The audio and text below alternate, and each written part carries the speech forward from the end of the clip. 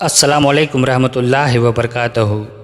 एक दिन शाहजहाँ बादशाह शिकार के लिए निकले तो एक जख्मी हिरन का पीछा करते हुए अपने साथियों से दूर चलकर बिछड़ गए।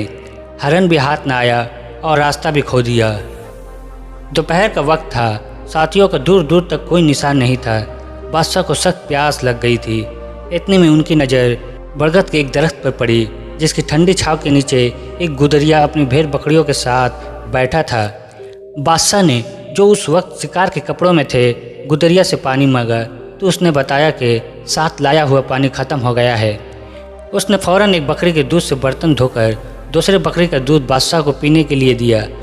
शाहजहाँ को गुदरिया की ये बात बहुत पसंद आई और उसने उससे कागज़ मांगा। जंगल में भला गुदरिया के पास कागज़ कहाँ।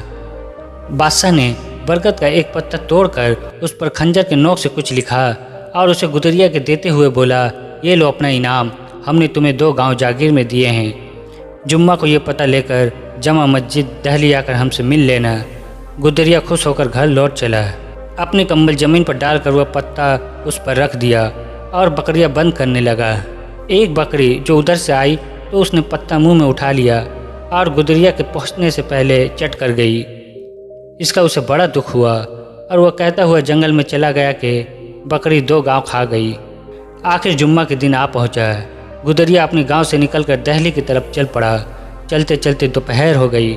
बकरी 2 गांव खा गई की रट लगाते हुए वह जमा मस्जिद में दाखिल हुआ तो उसने देखा कि तमाम नमाजी हाथ उठाए दुआ मांग रहे हैं। उसने बादशाह को भी दुआ मांगते देखा तो एकदम चीख पड़ा कि दाता चप्पड़ फाड़ कर देगा तो लूँगा, और यही कहते हुए वापस भाग निकला।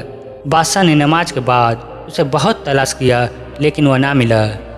जंगल में पहुंचते पहुंचते गुदरिया को शाम हो गई।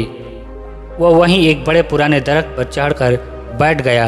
रात को कुछ डाकू वहां आए और गांव में डाका डालने की मंसूबा बंदी करने लगे। गुदरिया ने उनकी सारी बातें सुनी और उनको टोका और बोला, चोरी करना बहुत बुरी बात है और फिर वह गांव के लोग तो बहुत गरीब है, उनके पास कुछ नहीं। अगर तुम लोग वाकई पैसा ही चाहते हो तो इस दरख्त के नीचे खोदो। मैंने अपने बड़ों से सुना है कि यहाँ एक बहुत पुराना खजाना दफन है।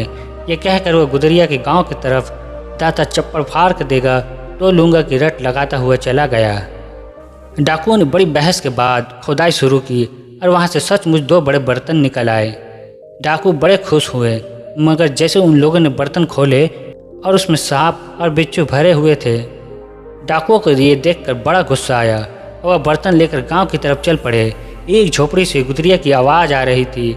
इन्होंने वो दोनों बर्तन उस गुदरिया के आंगन में उलट दिए ताकि सांप और बिच्छू उसे डस ले, लेकिन उन बर्तनों से असरफियाँ गिरने लगी और उसी शोर से गांव के लोग जाग गए। डाकुओं ने गांव वालों को जागते देखकर वहां से भागना गनीमत जाना। गुदरिया भी अपनी झोपड़ी से बाहर आया और अपने आंगन में असरफियाँ देखकर जोर से नारा लगाया, दाता तो सच्चा है, तूने मुझे चप्पड़ फाड़ कर दिया।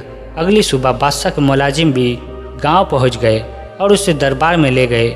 गुदरिया ने बादशाह को सारा वाक़या सुनाया और ये भी बताया कि मैंने क्यों आपसे इनाम लिए बगैर वापस भागना अच्छा समझा, क्योंकि आप भी मस्जिद में बैठकर उस अल्लाह से मांग रहे थे जो सबका अल्लाह है। तो मैंने सोचा कि मैं भी क्यों ना उसी अल्लाह से मांगूं जिससे वक्त के बादशाह भी मांगते हैं, और आपने देख लिया कि उसने मुझे मेरा इनाम दे दिया। बादशाह ने गुदरिया को इज्जत के साथ उसके गाँव भेज दिया।